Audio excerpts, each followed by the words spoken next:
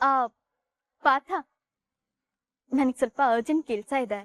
If you don't mind ನನ್ನನ್ನು ಕೋರ್ಟ್ವರೆಗೂ drop ಮಾಡ್ತೀರಾ? Sure. ಸಂಧ್ಯಾ, ನೀನ್ ಮನೆಗೆ ಹೋಗಿರು ಆಯ್ತಾ?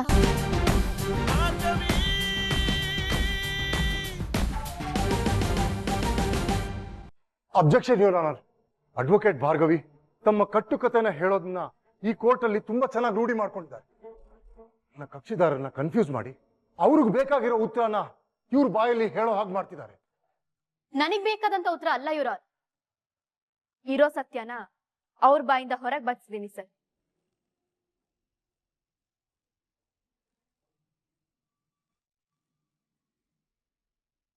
ಯುವರ್ ಆನರ್, ಈ ಕೇಸ್ ಶುರುವಾಗಿ 3 ತಿಂಗಳಾಯ್ತು.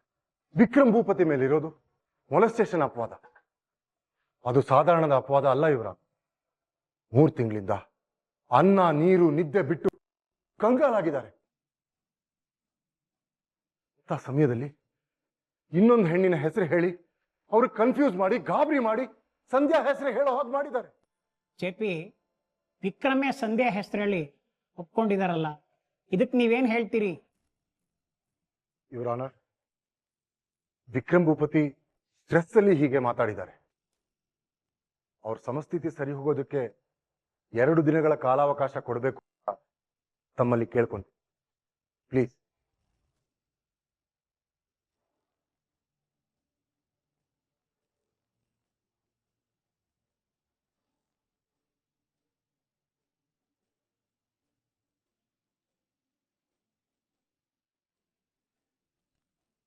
ಸುಳ್ಳಲ್ಲೇ ಸತ್ಯನ ಮುಚ್ಚಾಕ ಹೊರಟಿದ್ದ ಜೆ.ಪಿ. ಪಾಟೀಲ್ಗೆ ಸರಿಯಾಗಿ ಬೆವರು ಇಳಿಸಿದ್ರಿ.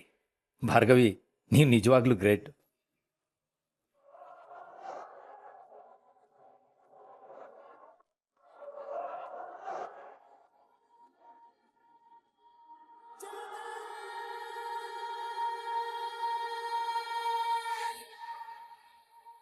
ಇಷ್ಟೊತ್ತಿಗೆ ಆರ್ಗ್ಯುಮೆಂಟ್ ಮುಗ್ದಿರ್ಬೇಕಲ್ಲ. ಅಂದ್ರೆ ಫೈನಲ್ ಜಡ್ಜ್ ಇವತ್ತೇ ಸಿಗತ್ತೆ. ಭಾರ್ಗವಿ ಖಂಡಿತ ಗೆದ್ದಿರ್ತಾರೆ. ಅರ್ಜುನ್, ನೀನ್ ಮಾಡ್ತಾ ಇರೋದು ಒಂಚೂರು ಸರಿ ಇಲ್ಲ ಅರ್ಜುನ್. ನಾನೇನ್ ಮಾಡ್ದೆ ವಂದನಾ? ಇಷ್ಟಾದ್ರೂ ನೀನು ಆ ಭಾರ್ಗವಿಗೆ ಸಪೋರ್ಟ್ ಮಾಡ್ತಿದ್ಯಲ್ಲ, ನಿನ್ನ ನಂಬಕ್ ಆಗ್ತಿಲ್ಲ ಅರ್ಜುನ್.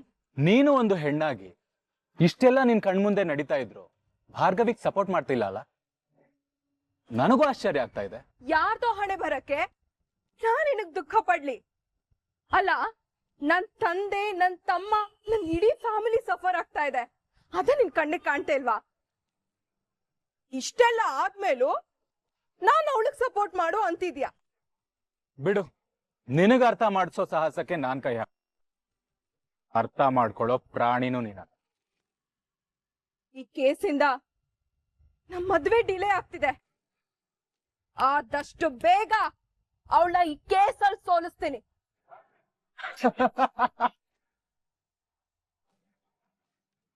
ಯಾಕ್ ನಗ್ತಿದ್ಯಾ? ಮತ್ತಿನ್ನೇನ್ ಮಾಡ್ಬೇಕಮ್ಮ? ಏನು ನೀನು ಭಾರ್ಗವಿನ ಕೇಸಲ್ಲಿ ಸೋಲಿಸ್ತೀಯಾ? ವಂದನಾ, ಕೇಸು ಆ ಹಂತನ್ ದಾಟಿ ಮುಂದಕ್ಕೆ ಹೋಗಾಗಿದೆ. ಇನ್ನೇನಿದ್ರು ನಿನ್ ತಮ್ಮನ್ ಹಣೆ ಬಾರ ಗೊತ್ತಾಗೋದೊಂದೇ ಬಾಕಿ. ಜೀವಾವಧಿ ಶಿಕ್ಷೆನೋ ಮರಣದಂಡನೇನೋ ಇನ್ನೇನೇನೋ ನೋಡೋಣ. ನನ್ ಫ್ಯಾಮಿಲಿ ನೆಮ್ಮದಿ ಕೆಡ್ಸಿರೋಳ್ ಪರ ಮಾತಾಡೋದಕ್ಕೆ ನಿನಗೇನು ಅನಿಸ್ತಿಲ್ವಾ ಅರ್ಜುನ್? ಅಲ್ಲ, ನಿಮ್ ಇಡೀ ಫ್ಯಾಮಿಲಿ ಸೇರ್ಕೊಂಡು ಎಷ್ಟು ಜನರ ಜೀವನ ಹಾಳು ಮಾಡಿಲ್ಲ? ಮೊನ್ನೆ ಭಾರ್ಗವಿ ಅಪ್ಪನ ಆ ಸ್ಥಿತಿಗೆ ತಂದ್ರಿ. ಕರುಣೆ, ಕನಿಕರ ಅನ್ನೋ ಶಬ್ದದ ಅರ್ಥ ಗೊತ್ತಿಲ್ದಿರೋ ನೀನು ಏನು ಗೊತ್ತಿಲ್ಲ ಅಂತ ಕೇಳ್ತಿದ್ಯಾ? ಛೇ, ಇದನ್ ಕೇಳೋದಕ್ಕೆ ಅಸಹ್ಯ ಆಗ್ತಿದೆ. ತುಂಬಾ ಮಾತಾಡ್ತಿದ್ಯಾ ಅರ್ಜುನ್. ಇದಕ್ಕೆಲ್ಲ ಕಾರಣ ಆ ಭಾರ್ಗವಿ. ಮುಖ್ಯವಾಗಿ ನಮ್ಮಿಬ್ರ ಲವ್ಗೆ ಅಡ್ಡ ನಿಂತಿರದೆ ಅವಳು. ವಂದನಾ, ನಿನ್ ವೆಲ್ವಿಷರಾಗಿ ಹೇಳ್ತಾ ಇದ್ದೀನಿ, ಮೊದ್ಲು ಈ ಭ್ರಮೆನ್ ಬಿಟ್ಟಾಕು. ಏನು ಭ್ರಮೆ? ಅದೇ ನಮ್ಮಿಬ್ರು ಲವ್ ಅಂದ್ಯಲ್ಲ. ನಾನ್ ನಿನ್ನ ಯಾವತ್ತೂ ಲವ್ವೇ ಮಾಡಿಲ್ಲ. ನಿನ್ ಮೇಲೆ ನನ್ಗೆ ಲವ್ ಆಗೋದು ಇಲ್ಲ. ನಾನು ಎಷ್ಟು ಸಲ ಹೇಳಿದ್ರು ನಿನ್ ಪಾಡಿಗೆ ನೀನ್ ಏನೇನೋ ಅನ್ಕೊಂಡ್ರೆ ಅದ್ ನಿನ್ ತಪ್ಪು. ಪ್ರೀತಿ ಅಂದ್ರೇನು, ಪ್ರೀತಿಸೋ ಹುಡುಗಿ ಯಾವ ತರ ಇರ್ಬೇಕು ಅಂತ ಅರ್ಥ ಮಾಡಿಸಿದ್ದು ಭಾರ್ಗವಿ. ಹಾಗೆ ಪ್ರೀತಿ ಮಾಡೋ ಹುಡುಗಿ ಹೇಗಿರ್ಬಾರ್ದು ಅಂತ ಅರ್ಥ ಮಾಡಿಸಿದ್ದು ನೀನು.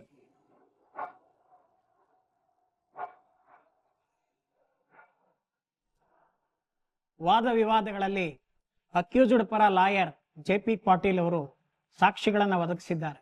ಹಾಗೆ ಕಂಪ್ಲೇನೆಂಟ್ ಪರ ಇರತಕ್ಕಂಥ ಅಡ್ವೊಕೇಟ್ ಭಾರ್ಗವಿ ಅವರು ವಿಕ್ರಮ್ ಭೂಪತಿ ಬಾಯಿಂದ ನಿಜಾಂಶವನ್ನು ಹೊರತಂದಿದ್ದಾರೆ.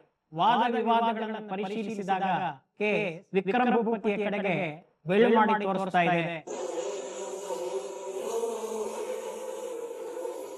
ಆದರೆ ಜೆ.ಪಿ. ಪಾಟೀಲ್ ಅವರ ಮಾತಿನಂತೆ ಇದು ಒತ್ತಡದಿಂದ ಬಂದಿರೋ ಮಾತು ಅಲ್ವೋ ಅನ್ನೋದನ್ನ ಇನ್ನೂ ತಿಳಿಬೇಕಾಗಿದೆ. ಹಾಗಾಗಿ ಅಂತಿಮವಾದ ವಾದ ಮಂಡನೆಗೆ 2 ದಿನಗಳ ಕಾಲಾವಕಾಶವನ್ನು ನೀಡಲಾಗುತ್ತಿದೆ.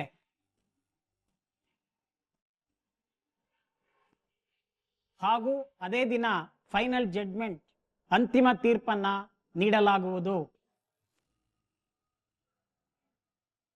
So this court is urgent.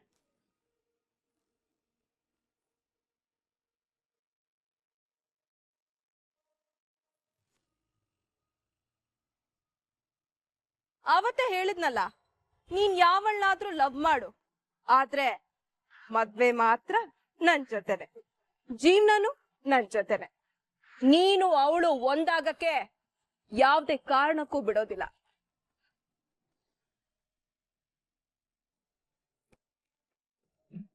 ಏನಂದೆ? ನಮ್ಮಿಬ್ರನ್ನ ಒಂದಾಗಕ್ ಬಿಡಲ್ವಾ? ನಿಂಗೊಂದ್ ವಿಷಯ ಗೊತ್ತಾ? ನಮ್ಮಿಬ್ರು ಲವ್ ಆಲ್ರೆಡಿ ಸ್ಟಾರ್ಟ್ ಆಗಿದೆ. ಕಣ್ಣ ಸಲಿಗೆ ಸಲಿಗೆ ಅಲ್ಲ ಸುಲಿಗೆ ಅಂತ ಶುರುವಾಗಿರೋ ಪ್ರೀತಿ ಮನ್ಸಿನವರೆಗೂ ಹೋಗಿದೆ. ಇವಾಗ ನಾವಿಬ್ರು ಲವರ್ಸ್ ಅಮ್ಮ. ಅಂದ್ರೆ ಅವಳಿನ ಪ್ರೀತಿನ ಒಪ್ಕೊಂಡ್ಬಿಟ್ಲಾ? ಹಲೋ, ಏನ್ ಅವಳು ಇವಳು ಅಂತಿದ್ಯಾ? ಅವರು ಅಂತ ಮರ್ಯಾದೆ ಕೊಟ್ಟು ಮಾತಾಡು. ಅವ್ರಿವಾಗ ನನ್ ಲವರ್. ಅರ್ಜುನ್, ನೀ ತುಂಬಾ ದೊಡ್ಡ ತಪ್ಪು ಮಾಡ್ತಿದ್ಯಾ. ನಮ್ಮಿಬ್ರದ್ದು ಎಂಗೇಜ್ಮೆಂಟ್ ಆಗಿದೆ. ನಾನ್ ನಿನ್ನ ಮದ್ವೆ ಆಗೋ ಹುಡುಗಿ. ನನ್ ಮುಂದೆನೆ ಅವಳು ಯಾವಳ ಹೊಗಳ್ತಾ ಇದೆಯಲ್ಲ. ಎಂಗೇಜ್ಮೆಂಟಾ? ಅಂದ್ರೆ ರಿಂಗ್ ಎಕ್ಸ್ಚೇಂಜ್ ಮಾಡ್ಕೋತಾರಲ್ಲ ಅದೇ ಅಲ್ವಾ? ಎಲ್ಲಿ ನಿನ್ ರಿಂಗ್ ತೋರ್ಸು.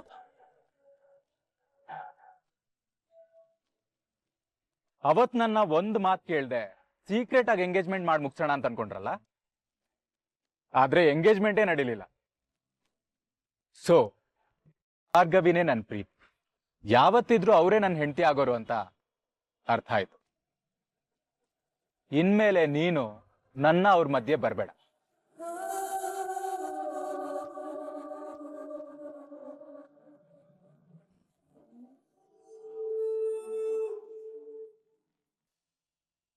ಅನ್ಪೂರ್ಣಮ್ಮ, ಅನ್ಪೂರ್ಣಮ್ಮ.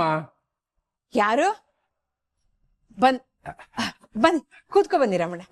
ಇರ್ಲಿ ಪರವಾಗಿಲ್ಲ. ಅನ್ಪೂರ್ಣಮ್ಮ, ಒಂದು ಬಂಗಾರದಂತ ಸಂಬಂಧ ಬಂದಿದೆ. ಹುಡುಗನ್ ಜಾತಕನ ಯಾರಿಗೂ ತೋರಿಸ್ದೆ, ನೇರವಾಗಿ ನಿಮ್ಮನೆಗೆ ಬಂದಿದ್ದೀನಿ ನೋಡಿ. ಇರ್ಲಿ ರಮಣ, ಅದು ನಾವೀಗ ಇರಿ ಫೋಟೋ ತೋರಿಸ್ತೀನಿ. ರಾಜ್ಕುಮಾರ ತರ ಇದ್ದಾನೆ. ಫೋಟೋ ತೋರ್ಸೋದೇನ್ ಬೇಡ ಬಿಡಿ. ನಾವು ಮದ್ವೆ ಯೋಚನೆನ ಸದ್ಯಕ್ಕೆ ಕೈ ಬಿಟ್ಟಿದೀವಿ. ಅನ್ಪೂರ್ಣಮ್ಮ, ನೀವೇನು ಯೋಚನೆ ಮಾಡಬೇಡಿ. ಮೊದ್ಲು ತರ ಆಗೋದಿಲ್ಲ. ವರದಕ್ಷಿಣೆ ಮಾತೇ ಎತ್ತಲ್ಲ. ನೀವೇನು ಯೋಚನೆ ಮಾಡಬೇಡಿ. ಮಿಕ್ಕಿದ್ದೆಲ್ಲ ನಾನ್ ನೋಡ್ಕೊಳ್ತೇನೆ ನೋಡಿ. ಹುಡುಗ ಚೆನ್ನಾಗಿದೆ ಬಿಡಿ. ನಾವು ಭಾರ್ಗವಿಗೆ ಇವಾಗ ಮದ್ವೆ ಮಾಡೋದ್ ಬೇಡ ಅನ್ಕೊಂಡಿದ್ವಿ. ನೀವೇನ್ ಅನ್ಪೂರ್ಣಮ್ಮ ಅವ್ರೆ, ಬಂದಿರೋ ಅದೃಷ್ಟನ ಬೇಡ ಅನ್ಬಾರ್ದು. ಹುಡುಗನ್ಗೆ ಸ್ವಂತ ಮನೆ, ಒಳ್ಳೆ ಕೆಲ್ಸ. ನೀವೇನು ಯೋಚನೆನೇ ಮಾಡಬೇಡಿ. ತಕ್ರಾರೇ ಎತ್ತೋದಿಲ್ಲ. ಅವರೇ ಮದುವೆ ಮಾಡಿಸ್ಕೊಂಡು ಕರ್ಕೊಂಡು ಹೊಂಟೋಗ್ತಾರೆ. ರೀ ಸ್ವಾಮಿ, ಪೂರ್ಣಿ ಬೇಡ ಅಂತಿದ್ದಳು ತಾನೆ. ಯಾವ ಸಂಬಂಧನೂ ತರಕ್ ಹೋಗ್ಬೇಡಿ. ಅಲ್ಲ, ಒಳ್ಳೆ ಸಂಬಂಧ. ಭಾರ್ಗವಿ ಈಗಲೇ ಬೇಡ ಅಂತ ಹೇಳಿದಾಳೆ. ಸ್ವಲ್ಪ ಸಮಯ ಬೇಕು ಅಂತ ಅಂದಿದ್ದಾಳೆ. ನಾವೀಗ್ಲೇ ಮದುವೆ ಮಾಡ್ತಿಲ್ಲ.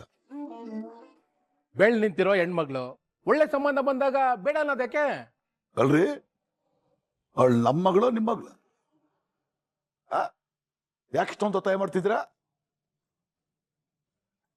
ಅವಳು ಯಾವಾಗ ಏನ್ ಮಾಡ್ಬೇಕು ಅಂತ ನಮ್ಗೆ ಚೆನ್ನಾಗಿ ಗೊತ್ತು. ನೀವು ಸುಮ್ಮನೆ. ಅಯ್ಯೋ, ಯಾಕೆ ಸಿಟ್ಟಾಗ್ತೀರಾ?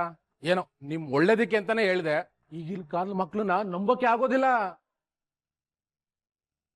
ಮನೇಲಿ ತೋರಿಸಿರೋ ಸಂಬಂಧನ ಬೇಡ ಬೇಡ ಅಂತಾರೆ, ಹೊರ್ಗಡೆ ಗುಟ್ಟಾಗಿ ಯಾರ ಜೊತೆನೂ ಓಡಾಡ್ತಾ ಇರ್ತಾರೆ. ಕೊನೆಗೊಂದಿನ ಅಪ್ಪ ಅಮ್ಮನ ತಲೆಗೆ ಟೋಪಿ ಹಾಕಿ ಯಾರ ಜೊತೆನೂ ಓಡೋಗಿ ಮದ್ವೆ ಆಗ್ತಾರೆ. ನೀವು ಅಷ್ಟೇ ಭಾರ್ಗವಿನ ಜಾಸ್ತಿ ನಂಬಕ್ ಹೋಗ್ಬೇಡಿ. ನೀವು ಒಂದ್ ಸ್ವಲ್ಪ ನಿಗಾ ಇಡಿ. ಹಾಲ್ಗೆ ಪಿಗಿ ಹಿಡ್ದು ಮಾತಾಡ್ರಿ. ನೀವ್ಯಾರ್ರಿ ನಮ್ಮ ಮಗಳನ್ನ ನಂಬೇಡಿ ಅಂತ ಹೇಳೋದಕ್ಕೆ? ಅವಳು ಹೇಗೆ ಅಂತ ನಿಮ್ಮಿಂದ ನಾನು ತಿಳ್ಕೊಬೇಕಾಗಿಲ್ಲ. ಅವಳಿಗೆ ಯಾವ್ದಾದ್ರು ಹುಡುಗ ಇಷ್ಟ ಆದ್ರೆ ಬಂದ್ ನಮ್ಗೆ ಹೇಳ್ತಲೇನೋ ನಂಬಿಕೆ ನಮ್ಗಿದೆ. ಆ ಗಂಡು ಬೀರಿನ ಯಾರು ಮದ್ವೆ ಆಗ್ತಾರೋ ನಾನು ನೋಡ್ತೀನಿ. ಏಯ್, ಇಂಥವ್ರನ್ನೆಲ್ಲ ಒಳಗೆ ಬಿಟ್ಕೊಂಡ್ ಮನೆ ಒಳಗೆ.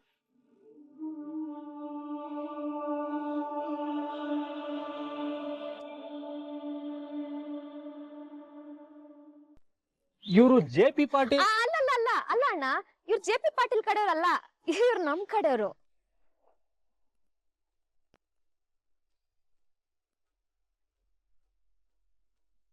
ಜೀವನ್, ನೀವು ಗಾಬರಿ ಆಗೋ ಅವಶ್ಯಕತೆನೇ ಇಲ್ಲ. ಅವ್ರು ನನ್ನ ಫ್ರೆಂಡ್ ಅರ್ಜುನ್ ಅಂತ.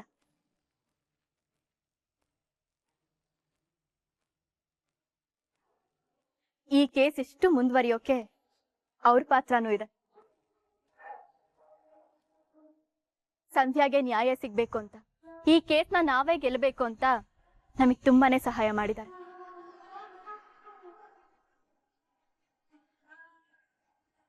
ಹಲೋ ಜೀವನ್, ನೀವು ಸಂಧ್ಯಾ ಪರವಾಗಿ ಸಾಕ್ಷಿ ಹೇಳಕ್ ಒಪ್ಕೊಂಡ್ರಲ್ಲ, ತುಂಬಾ ಖುಷಿ ಆಯ್ತು ಬ್ರೋ.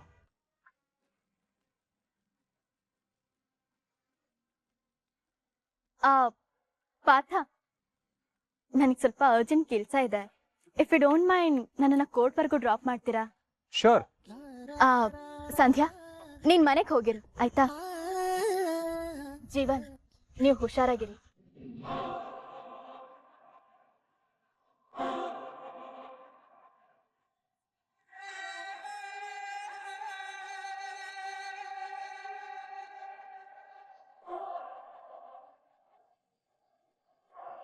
ನೀವೇನ್ ಯೋಚನೆ ಮಾಡ್ತಾ ಇದ್ದೀರೋ ಅದ್ ನಿಜಾನೇ ಅಣ್ಣ. ಅವರು JP ಸರ್ ಮಗನೇ.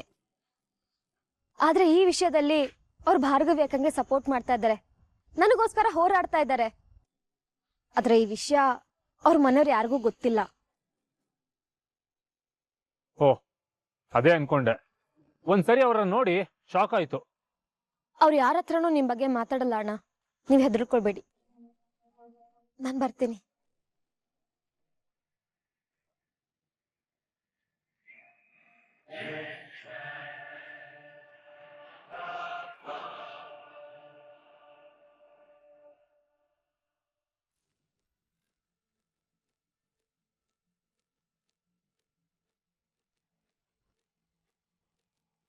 ಜೀವನ್, ನಿಮ್ಗೊಂದು ವಿಷಯ ಹೇಳೋದ್ ಮರ್ತೆ.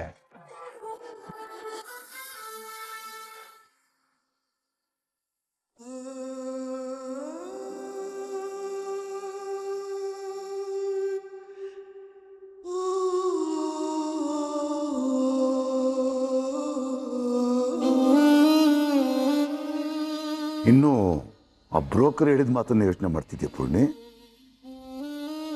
ನಾನು ಏನ್ ಮಾಡ್ಲಿ ಹೇಳಿ? ಆದಷ್ಟು ಬೇಗ ನಾವು ಭಾರ್ಗವಿ ಜೀವನದ ಬಗ್ಗೆ ಒಂದು ನಿರ್ಧಾರ ತಗೊಳ್ದೆ ಹೋದ್ರೆ ಹೀಗೆ ಹೋಗೋರು ಬರೋರೆಲ್ಲ ಇದೇ ತರ ಮಾತಾಡ್ತಾರೆ. ಅವ್ರ ಆಡೋ ಮಾತು ನಾವ್ ಹೇಗಿದ್ದೀವಿ ಅಂತ ತೋರಿಸೋದಿಲ್ಲ ಪೂರ್ಣಿ, ಅವ್ರ ಮನಸ್ಸಿನ ವಿಕೃತಿ ಹೇಗಿದೆ ಅಂತ ತೋರಿಸೋದು. ಅವರ ಮನಸ್ಸಿನ ವಿಕೃತಿಗೆ ನಾವು ತಲೆ ಕೆಡಿಸ್ಕೊಳಕ್ಕಾಗುತ್ತಾ? ಹೀಗೆ ಏನೋ ಒಂದ್ ಹೇಳಿ ನನ್ ಬಾಯಿ ಮುಚ್ಚಿಸ್ತೀರಾ? ಭಾರ್ಗವಿ ಮನಸ್ಸಿನಲ್ಲಿ ನಿಜವಾಗ್ಲೂ ಯಾರಾದ್ರೂ ಇದಾರಾ? ಇಲ್ಲ ಕೇಸ್ ನಡೆಸೋಕೆ ಅಂತ ಸುಳ್ಳು ಹೇಳಿರ್ಬೋದಾ? ಅವಳ ಮನಸ್ಸಿನಲ್ಲಿ ಒಬ್ಬ ಹುಡುಗ ಇರೋದು ಪಕ್ಕ, ಆದ್ರೆ ನಾವು ಆತರ ಮಾಡಬಾರ್ದು. ಅವಳ ಮನಸ್ಸಿಗೆ ಅರ್ಥ ಆಗ್ಬಿಟ್ರೆ ಅವಳೇ ಬಂದು ಹೇಳ್ತಾಳೆ. ಆದ್ರೂ ಈಗ ರಾಗ ಹೇಳಿಬಿಡ ಪೂರ್ಣೆ, ಅವಳು ಜವಾಬ್ದಾರಿ ಇರೋ ಹುಡುಗಿ. ಏನೇ ನಿರ್ಧಾರ ಮಾಡಿದ್ರು 1000 ಸಲ ಯೋಚನೆ ಮಾಡಿ ನಿರ್ಧಾರ ಮಾಡ್ತಾಳೆ. ಅದನ್ನ ನಮಗೂ ಹೇಳ್ತಾಳೆ, ನಿನ್ ತಲೆ ಕೆಡಿಸ್ಕೋಬೇಡ, ಎಲ್ಲ ಒಳ್ಳೇದಾಗ.